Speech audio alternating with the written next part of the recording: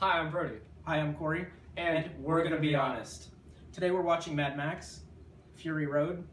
I have seen this movie once before, and I remember liking it, but I don't remember the story all that well, so I'm not entirely sure what to expect going into it. I've never seen the movie. From just the case, though, it looks pretty good. I've seen the trailer. The trailer looks just tons of action, which I love action. The special effects look really good. It does say best action movie ever made here on the back, so we're gonna see how true that is. I think this is in a series to the other three Mad Maxes, but I'm not sure if they all have a similar storyline that you have to watch the other ones first. I actually, going into the movie, I had no idea that they were even part of a series. I'd never even heard of Mad Max until this movie.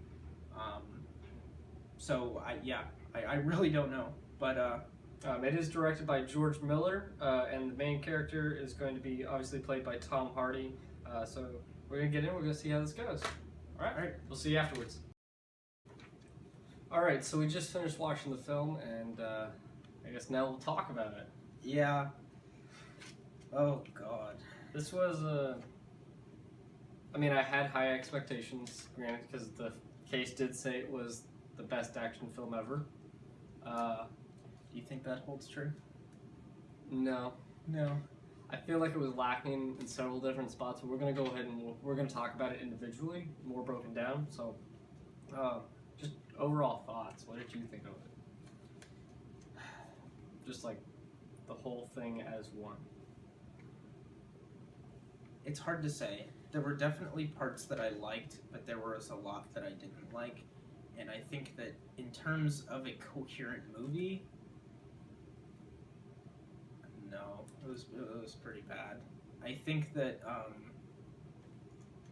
if what you're looking for is, just an action-packed, don't really care about the story, you just want to see a lot of explosions, then sure, go right for it. But other than that, the film doesn't really have a whole lot going for it. But yeah, that's what I have to say. I agree. I think it's just really just an action-packed, explosion after explosion after explosion. It was like 90% action and death and cars. Nothing's wrong with the cars racing, but 90% of it was just them racing the cars. There was very little story, and the story that was there was hard to decipher because it wasn't explicitly told to the viewer. You had to get it from the actions and pick it up from little subtleties every now and again. There were parts where we had to pause the movie to really think things through. This movie doesn't spell things out for you. You almost have to dig for the information yourself and go back. And in fact, we actually had to go online at one point and we looked up some of the answers because we couldn't figure out what was going on at a couple of points. The interesting thing is we were both wondering if we had to watch the other movies prior, and it turns out that you're not supposed to have to. But that doesn't make any sense because this movie literally lacks any sort of plot or, Well, there's a plot. There's a plot. It's just very crude. It's very vague. It's very crude. It's not well executed, I don't think. But let's get into it. So obviously Max is the main character. His background, there really isn't any background to the character unless you've watched the other movies. He says total, I think the whole movie, we look it up, something like 16 lines, not including grunts. Pretty much like the whole movie. And something interesting that I noticed is that the lines that he does give, they're at least 3 to 4 seconds between each word. It's really quite astounding. It's like he doesn't know how to talk.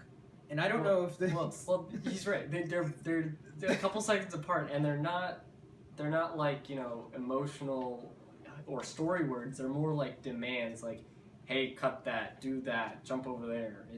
They're more assertive kind of demands rather than they are explicitly saying who he is or anything like that. In fact, one of his lines is him saying his name.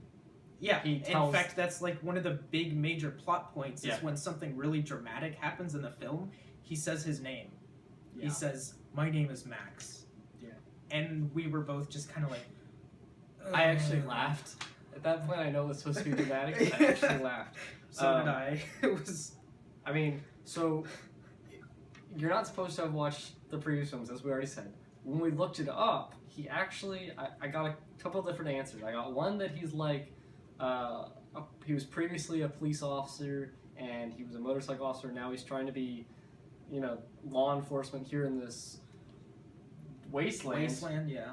But the other answer I got was that he was previously a medical tech, like an EMT on an ambulance or that kind of thing. And that kind of showed through in the movie at one point when he was performing medical attention to one of the other main characters. He was, stopping a collapsed lung, stopping bleeding, making, he was a universal donor. He was starting a blood transfusion. That seemed more true than the offering, but none of that was really clear just in the movie. So if I was just watching this movie with none of that background information, I would have no idea how he learned to do a blood transfusion or stop a collapsing lung, Yeah, it's almost like they tried to pull off this idea that he's like this super mysterious character, and they want to carry with that idea and like explain his character over the next few films that may come out. But honestly, I don't know if we're going to be seeing sequels. Yeah, I don't know. They also made it at the very beginning. He had a full long beard and long hair, and they made it out like he was some really old guy who was around back before everything went to crap, and he was the only one throughout the whole movie who seemed to have any of those memories. I mean, and he didn't seem that old in the movie. I would assume maybe 40s, right? In the movie, he didn't seem that old, and if he's only 40, how were some of these other people not able to remember what happened prior to the world ending? There were much older characters in the film that seemed to have like no recollection, yet he somehow still remembers things from his past. It doesn't state the year at all in the movie. It doesn't state when the world had this nuclear war. But let's get on. We've got a lot more to talk about. Furiosa, she was the other main character in the movie. And honestly, I think she was the main character. I know the movie was called Mad Max, but really I think they should have just left it at Fury Road. Yeah, Fury Road was definitely, I think, even though it was a subtitle, it should have been the title of the film, because the film very much was about her character. And I think they used Mad Max as a selling point, because he literally, honestly, he didn't do a whole lot in the movie that's, relative to the plot. He was just sort of along for the ride. Yeah. Like, legit, for the first, section of the movie, he was kidnapped and then tied to a car. He was legit along for the ride. And then he just sort of got thrown into this situation and decided to help out. He did play a big part with the action, the fighting. He seemed to be the only person who could hit anything. It's like a stormtrooper. But other than that, he wasn't like, this is what I want to do, so I'm going to go do it. He wasn't like, I need to find a safe zone so that I can live out the rest of my days. He was just there and saying, oh, you're kind of SOL. I guess I'll help you out because I'm there. But he never explicitly said that. He just sort of was there. I mean, the first time he met Furiosa, he had her at gunpoint for the next, 10, 15 minutes. Right. And then at one point they just dropped that, and then suddenly they're working together. But there's no communication there. I guess maybe the fact that they were being attacked. But it's very... Yeah. The relationship between the two it's a stretch, honestly, because the only thing that they can connect with is that they're both trying to be killed throughout the entire film, and that seems to be the only thing that brings them together. But yet somehow at the end of the film, when she is in need of medical attention, he somehow feels like he's got this emotional connection. Yeah, he feels an emotional connection to her, and he says, "My name is Max."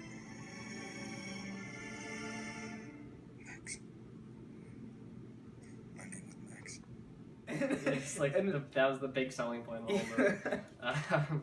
So moving on, the setting of the film. I think it was filmed in Australia.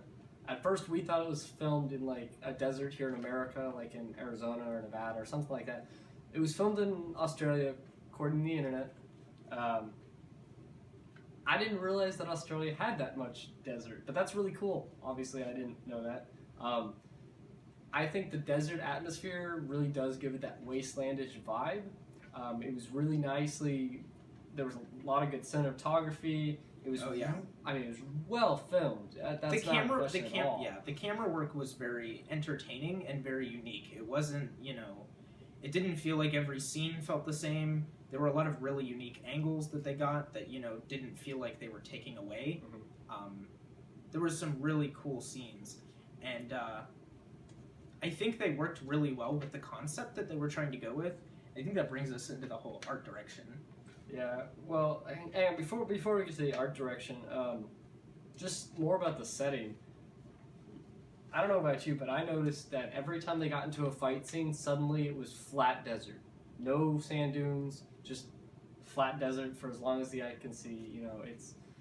But then suddenly when it calms down, in that 10% of the time that it calmed down, suddenly there was dunes everywhere. It was just... Oh, yeah, I do remember us talking about that. And then, the main place they started in and ended in had giant plateau mountains. They were, just these pillars out in the middle, legitimately nowhere. And same with the place that they cut off the bad guys. They had to go through this little bitty archway pass in between these mountains, and the mountains kind of came out of nowhere. And what I don't understand is, if they destroyed the mountain pass, why did they just go around the bad guys? Yeah.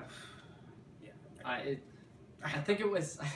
I think the setting and the cinematography and that aspect of it didn't quite connect with the rest of the direction of the movie.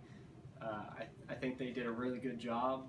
I think some of the scenes probably needed more of a background because it was just heavily intensive on the fighting, and there was nothing to look at in the background. And that's something that I kind of noticed throughout the film, is that all of the fight scenes, they were just on flat Earth, but all of the slower scenes where something of slight importance to the plot is taking place, there's actual, surroundings. It's not just a flat plateau, but there's actual mountains and, cliffs and stuff.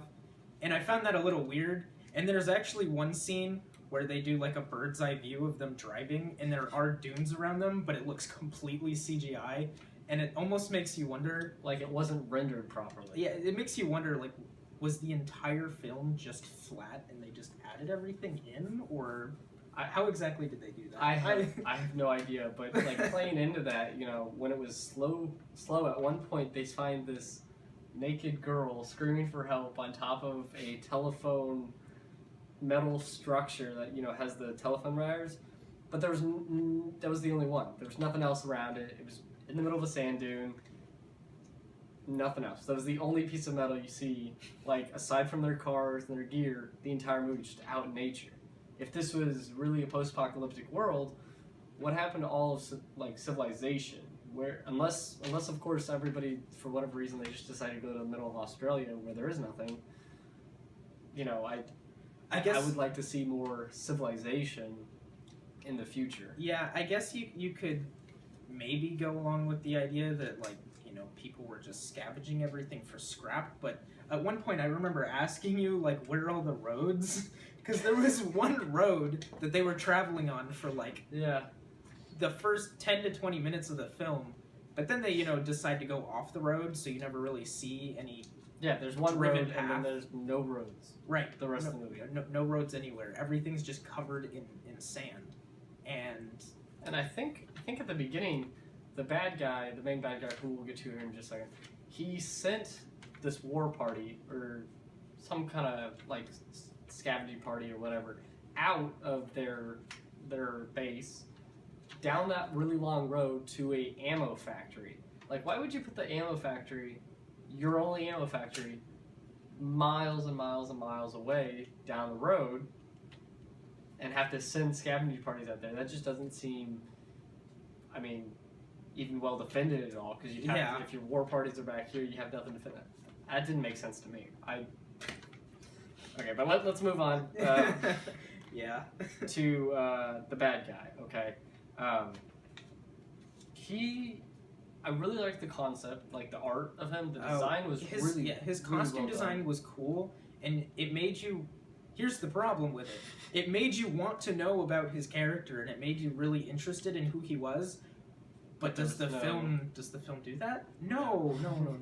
In fact, they even kill him off, and you're still like, yeah, who was this guy? well, Why? And if he's actually deformed, and you can kind of tell that at the beginning of the movie, like as if he was affected by the radiation of the nuclear wasteland, right? And so they put a mask on him that's got like this bag on the back, which, you know, I assume kind of correlates to, you know, if you're having an asthma attack, you breathe into a bag and it helps you, you know, catch your breath kind of thing. But the entire movie, he's breathing out of this bag, and it doesn't look like there's any air holes to get new air. So it looks like he's just breathing carbon dioxide back and forth the entire movie. So I don't know if that concept was really worked through well, but Then again, they didn't exactly do a whole lot of like in-depth focus, you know, on his costume and like, oh, this is how it works, or this is what's wrong with him. Yeah. You just kind of have to assume that there's something wrong with him, and the suit is what keeps him alive. Can I just say for a second, why is it that every time there's a bad guy in a movie, the very first scene with them in it is them getting their gear put on them, and then they're just wearing it for the rest of the film? Yeah, this one, he was sitting in a chair. The very first time you see him, they put the mask on him, and they put on this like clear armor, which has all of his like war medals on him, which I would have liked to know about too, like if he's really a war hero. But he's got all these medals, and they're putting this armor on him. But like, what was he wearing before? Why is he just now getting this put on him, and then he wears it for the rest of the film?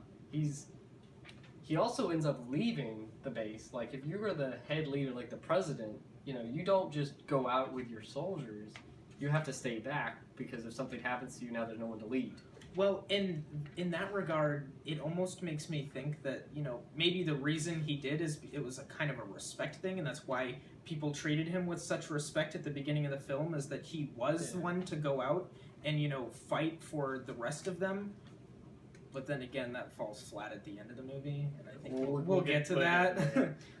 Let's go to the next one. The art and the concept art. I don't know who designed it, but I think it was awesome. The vehicles were well done. The whole thing reminded me of Borderlands, and Borderlands is one of my favorite games of all time. Yeah. The wasteland atmosphere and aesthetic to it was definitely there in this movie, and although these characters, the bad guys, weren't wearing masks, they did all kind of play a part of how Borderlands is, where although they wear a mask, they do kind of look similar, and so they had this powdered body, and a lot of them had like staples on the side of their face, like where their face had been cut open, and black around the eyes. So they're very much a psycho kind of aesthetic there, and I think it was really well done. Yeah, it was very reminiscent of Borderlands for me as well. Especially some of the other villains, they definitely gave that kind of like comedic vibe where, you know, there was one like almost adult baby looking character, and there was another character who like literally just had his nipples chained. With holes cut through the rest of his clothing. He was wearing a suit, and then he had like holes cut out around his nipples, and then he had like them pierced and with a chain hanging through. And at one scene, he's actually standing there just rubbing his nipples while talking to the bad guy. That to me just does not scream, you know, serious. That was weird. Which is definitely something Gearbox would do with a Borderlands game, because they try to make fun of their game as, you know, as they're making it. Which it almost felt like the movie was trying to do that in certain parts, but then the rest of the film, you're supposed to be taking it seriously, and it doesn't really add up. I think they did well with the comedic relief. There was a character in there that just played guitar. Yeah. I guess that kind of plays into, you know, how in the military you have, you know, people who play the music. Like, back when British soldiers, you know, in colonial times, they had one guy playing the drums to keep beat.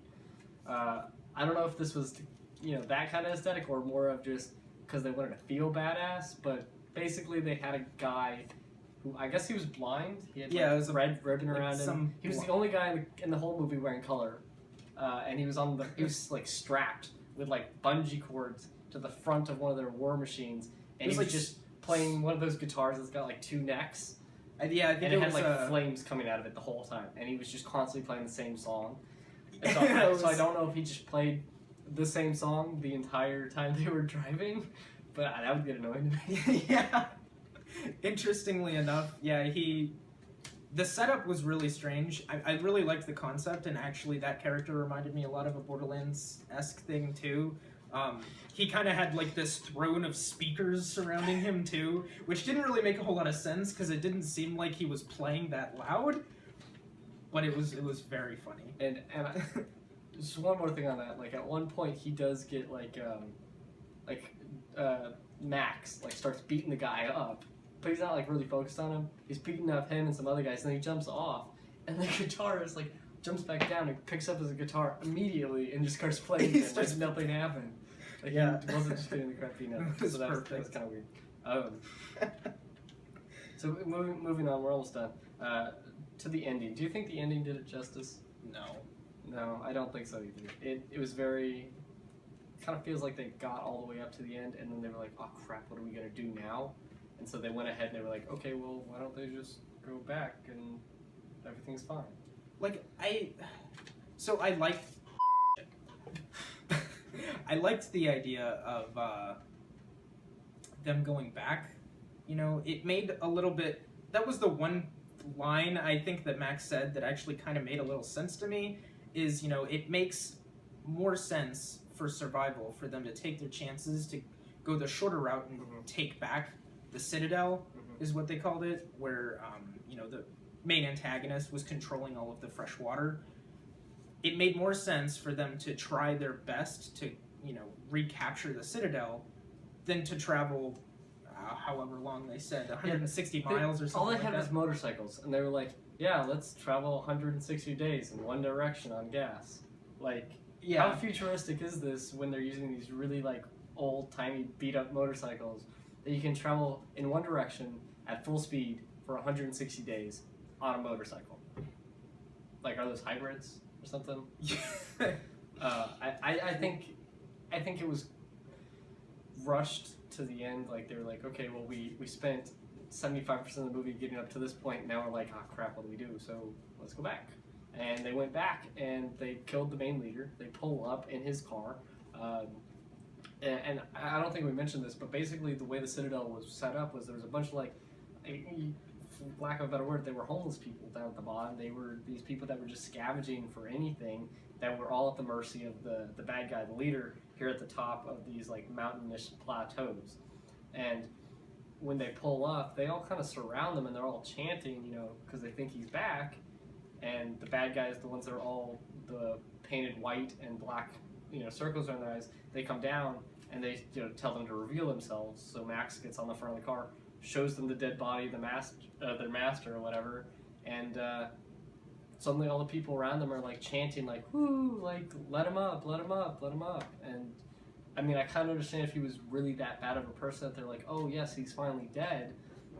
But then the painted people were just like, oh yeah, okay, well, I don't know. Yeah, so this is like the big struggle for me, where the coherency of the plot really just plummets at the very end, because the very beginning, you see all of these people throughout the film, they are literally in certain scenes willing to commit suicide for the cause of this huge general that is commanding all of them. They are so dedicated and so just, you know, righteous to follow this one leader into battle, and yet the rest of them, for whatever reason, at the Citadel, as soon as they find out that this tyrant is dead, they're all just like, yeah, okay, sure.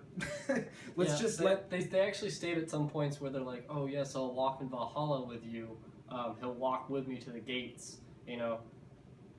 And then they're just like, okay, well, he's dead, cool. And they let him up, and that's where the movie ends, where you kind of assume that Furiosa and the other people in the movie, except for Max, who walks off like a mysterious guy, but you assume that they're now the new leaders of this Citadel without any sort of question, any sort of order, or anything like that. It felt rushed. It felt like it wasn't really thought through. How about that quote the end of the film. Yeah, there was a quote at the end of the film, and it said like the first history guy or something like that. The first history man. Yeah, the first history man. The first man history. Whatever. What? It said it was some kind of quote. Granted, it was semi-meaningful. I don't remember what it was, but it was semi-meaningful. But like, I have no idea who that is. Or what that is. Maybe a magazine or It something. would have been better if they put it like Nelson Mandela or something like, right. you know, Jimi like, Hendrix. Yeah, there was where no. you know who the person is. But It wasn't a name. It was like quoted from something that was written, not like someone who wrote it, which doesn't make much sense. But what are you gonna do? So let's go ahead and finish up. We're gonna go ahead and we're gonna rate the different parts of the movie on a scale of 1 to 5. You know, 1 being the worst, 5 being the best, 3 being, you know, average kind of thing. So how do you think the story rates for you? How would you rate the story? That's gotta be a 1 for me, honestly. It was pretty lacking. I'm gonna rate it a 2, just because I know there were some elements of story. You just had to really pick them up through the actual action. I wish it would have been more vocalized in some parts, and the few times that it was vocalized, it was very, very vague.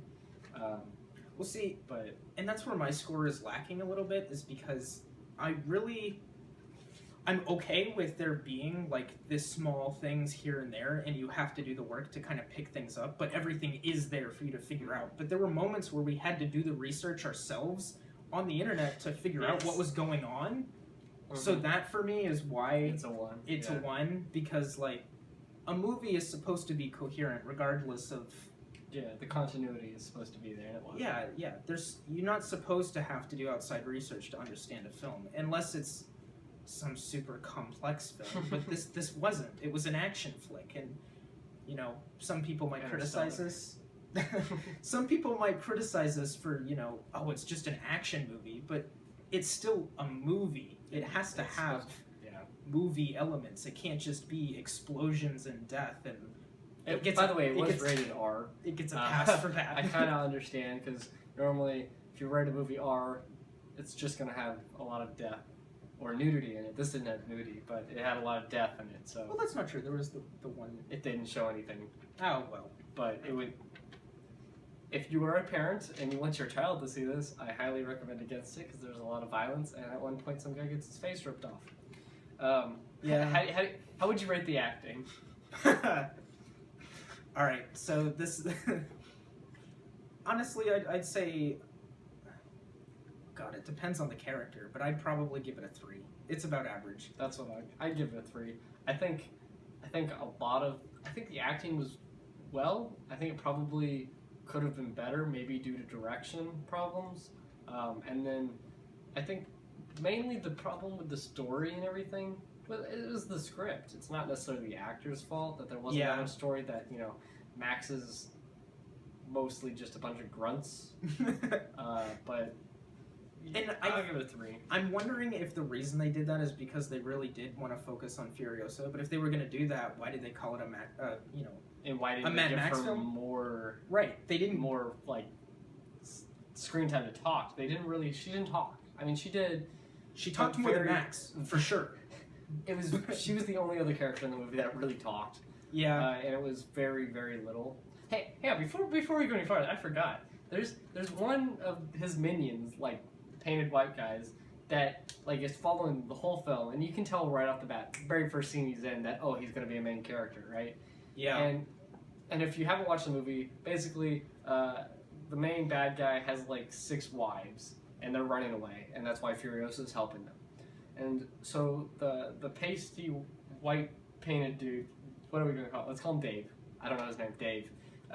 He follows them the whole film, and he gets on there, and at one point he's hiding out on their rig, and they don't know he's there. And one of the wives just happens to be walking around the rig, and she sees him, and they instantly like lay down next to each other and like fall in love. Or it hints that there's a romantic connection there. There's some kind of and, romantic like, at connection. one point they like lock eyes, and they're like, you feel that they like each other, and you feel that there's this romantic connection, but they never do anything with it. That's kind of well, first off, it came out of nowhere, and then they never did anything with it. Like she saw him try to kill them, and then she was laying next to him, cuddling him. Yeah, she felt kind of sorry for him or compassion. It doesn't explain it. That's the thing, because there's like so little dialogue in this movie that really you just kind of get the feeling that they were trying to do something there, but there wasn't enough dialogue to back it up. And I mean, there's no kiss scene. There's nothing. They didn't even force them into a relationship. It was just kind of hinted. Yeah, it was just kind of hinted there. And then But- I don't know. Should I spoil it? No. No. No. All right. I mean, we already did a lot of spoilers, but let's not do too much. How would you rate the art? Oh, the 5. Oh, the art was a 5. The art direction for me was phenomenal. It Yeah. was so nice to look at and so pretty, and it was just like, It was very pleasant on the eyes the whole time. yeah. The one thing that I really liked is, even though it reminded us a lot of Borderlands, it still felt new. It and had its own. It's had a very environment. unique. Yeah, it had a very unique direction. If you see a vehicle like dressed up the way they had it, you instantly feel, oh, that's Mad Max. You know, Yeah. it has its own concept. It's got its own art. Like There's a very stylized feel to it. The one thing that I loved more than anything is how over the top some of the vehicles were, where they had like just a shell or like just the body of a specific car model, but then they completely destroyed what you would think that car belonged to. Like there was at one point where there was like I think it looked like a Charger or a Camaro with tank treads, and it looked kind of ridiculous, but at the same time you were like, or that's they kind of have awesome. a Camaro, you know, up on like monster truck, you know, suspension with like giant wheels, right? and like a big engine shoved through the front of the Yeah. hood. I think the art was amazing. The only problem I had with the art was it was either orange or it was blue. Because it was desert, it was obviously a lot of orange. I would have liked them to put a little bit more color into it, but it was very just one shade of red, kind of orangish, or at night it was just like they threw on a blue filter and were like, we'll call it nighttime. I don't think, unless the moon was enormous next to the planet by then, that there would be nearly that much light, or it would be that blue. I think they needed a lot more darks, and they had too much just of one aqua kind of color. So yeah, for the most part, I would tend to agree that, you know, the color scheme was a little strange. I mean, the orange definitely fit the Wasteland feel, but it does feel like there was a little bit lacking in regards to other colors. There's a lot of orange, a lot of browns, but what you can only assume is supposed to be the nighttime sequences, it literally does look like they just put a blue filter on like all of the, you know, the traditional lighting and everything else. It's like they filmed those scenes in orange, but then put a blue filter over it, except certain parts where there was like a lamp where it was like this ambient yellow light, kind of. it was kind of like they went over it with another filter and just kind of reddened that area. Yeah, it looked like they just put filter on top of filter over scenes. One thing I thought was weird was the very first time they had a scene where it was just blue, it was nighttime, it was like in a deserty swamp. Like they never explained why there was a bunch of water, and one scene there was a bunch of people on like stilts walking through the water, which would have been interesting to have more of, but it was literally like a 2-second scene and then nothing. They don't mention it, they don't say, oh, that's weird. It's just next scene. With all the birds too. Mm-hmm. All the birds were floating there, but there were no birds anywhere else. And that one figure that's like walking around on the stilts, they don't even mention it. Like it clearly shows this character walking on the stilts and like staring at them as they're driving by. And what did they eat the whole movie? They had a couple beetles and a salamander. Oh right, at the very beginning, Max eats a 2-headed salamander. Yeah. Anyways, music 1 through 5. I'd have to give it a 4. I mean, I'd like to give it a 5, but I can't say it's like particularly memorable. Like I can't say that if I wouldn't go out and buy the soundtrack, but it was really good to listen to in the film. Right. It did the film justice, but it wasn't like if I heard someone with a Mad Max ringtone, I'd know it was Mad Max. Yeah, I wouldn't know it was Mad Max. I just feel like that sounds good. I think I'm gonna go with a 4 as well, just because you're right. It was really good for the film. I think they played it very well with the different settings, with the different action scenes. The music changed so fluidly you couldn't tell. But you're right. I wouldn't say, oh, hey, that's Mad Max playing on the radio. Yeah. I would have no idea. So finishing up, overall, what would you rate it? It's a 3. It's a 3. I think that for what it was supposed to be, which was an action film, I think that most people who go to see an action film wouldn't be upset. But I do think those who are going into just a movie to see a good movie would be disappointed. So for that, I have to give it, an average middle of the line score. I'm gonna give it a 2. I think the art and the music did play a really big part of it, but I don't feel like it was enough to really save it from the lack of story, the non-stop action, the numerous plot holes that I'm seeing, and a lack of Character development or any background really. So I'm gonna have to give it a 2. Would you watch it again, or if a sequel come out, would you watch the sequel? Oh god, I would not watch it again. If there was a sequel, I might be forgiving enough if I'm feeling optimistic to watch it again. Okay. What about you? I think I could watch it again, just to see anything I missed. It's not something I'm gonna sit down and be like, oh hey, I'm feeling a Mad Max kind of day, but I think I could watch a sequel just to see if they fixed any of it, or if it really is just another 100% action movie. Oh, something that I forgot. So I mentioned prior that I had actually watched this film before, and I have to be clear, the first half of the film, I didn't remember anything. I actually thought that I had watched a different Mad Max movie before when I started watching this film again, but then halfway into the movie I was like, oh, okay, yeah, it's the same one. And that to me is pretty sad on its own, that you could forget that I could forget the first half of the movie. But yeah, so we actually broke this movie up into a couple different days just because of the timing, and I have to say, the first half for me is a bit difficult to remember even after just 2 days. I can remember the highlights, but it's a movie. It's a movie. It's Would you recommend the movie to your friends and family? No, I can't recommend this movie. But what I can say is that if you're feeling bored or you want to have a good laugh with some friends, it's a good choice. It's good for the if you just want to have it playing in the background. Yeah, it's a good background movie because there's a lot of action and interesting things going on, kind of, but it's not something that you should super analyze and pay super deep attention to. We just did. We just did, exactly. I don't think I would recommend it either. I think, like I said, for a party, maybe, if you just need something to play in the background. But I don't think if my friend sat down and said, hey, out of these 5 movies, which should we watch, would I pick Mad Max?